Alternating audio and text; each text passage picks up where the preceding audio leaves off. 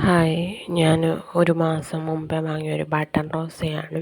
അത് ഇന്നലെ നോക്കിയപ്പം കുറേ കമ്പൊക്കെ ഉണങ്ങിയൊക്കെ പോയി. അത് ഞാൻ കുറച്ച് വെട്ടിക്കളഞ്ഞു. പിന്നെ മണ്ണിളക്കിയിട്ടു. എന്നിട്ടും അതിന് വലിയ മാറ്റമൊന്നുമില്ല. അപ്പോൾ ഞാൻ ചെയ്തു പോട്ട് മാറ്റാവുന്നു.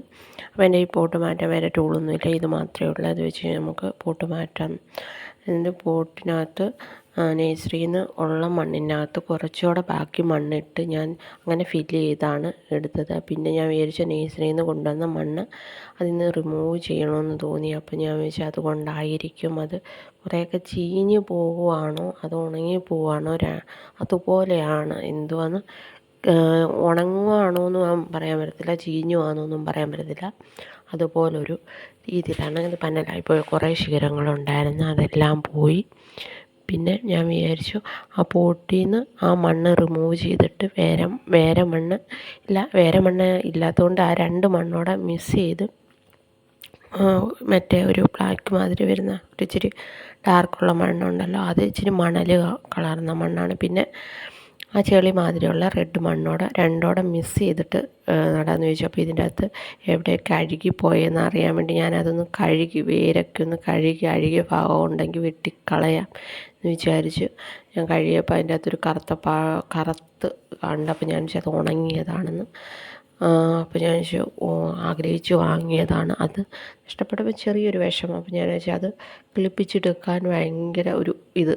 അപ്പോൾ അതുകൊണ്ട് ഞാൻ അത് എങ്ങനെയും കിളിപ്പിച്ചെടുക്കാമെന്ന് വിചാരിച്ചു. അപ്പോൾ ഉണങ്ങിയ കുറച്ച് കുഞ്ഞു കുഞ്ഞു ചുള്ളി മാതിരിയുള്ളതുണ്ടായിരുന്നു, അതൊക്കെ വെട്ടിക്കളഞ്ഞ് കത്തി വെച്ചാണ് വെട്ടിയത്. അപ്പോൾ എൻ്റെ കയ്യിൽ വേറെ ഒന്നും വെട്ടാനില്ലാത്തതുകൊണ്ട് ഞാനത് കത്തി വെച്ച് വെട്ടി. എന്നിട്ട് നഖം വെച്ച് ഞാനതിങ്ങനെ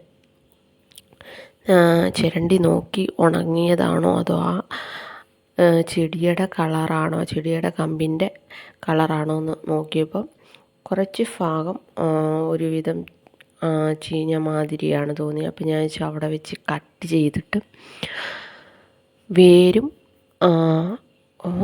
അഴുകാത്ത ഭാഗവും ഒരുമിച്ച് ആയിട്ട് നടുകയും കട്ട് ചെയ്ത ഭാഗം വേറെ നടുകയും ചെയ്യാമെന്ന് വിചാരിച്ചു.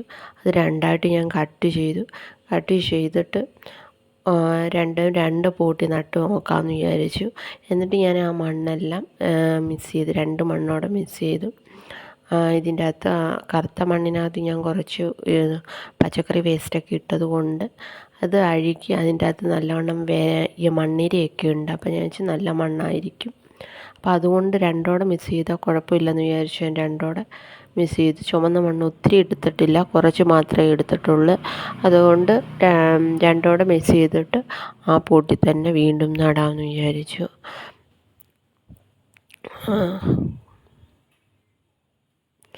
ആ പോട്ടിൽ തന്നെ ഞാൻ കുറച്ചെടുത്തിട്ട് അതിൻ്റെ അകത്ത് തന്നെ ബാക്കി നട്ട് വെച്ച് കഴിഞ്ഞാൽ ഫുള്ളും മണ്ണിട്ടില്ല, കുറച്ച് മാത്രം മണ്ണിട്ടു. എന്ന് വെച്ച് കഴിഞ്ഞാൽ പോട്ട് മൊത്തം ഫില്ല് ചെയ്യുന്ന രീതി മണ്ണിട്ടില്ല, കുറച്ച് ഭാഗം എന്തെങ്കിലും ഇടാനുള്ള രീതി മാത്രമാണ് ഞാൻ മണ്ണിട്ടത്. എന്നിട്ട് മണ്ണിട്ട് നല്ലവണ്ണം ഉറപ്പിച്ച് നട്ടിട്ട് മറ്റേ ശിഖരം ഞാനാണെങ്കിൽ വേറൊരു പോട്ടിലോട്ടാക്കാമെന്ന് വിചാരിച്ചു. അതിനാണെങ്കിൽ കുറച്ച് കറ്റാർവാഴയുടെ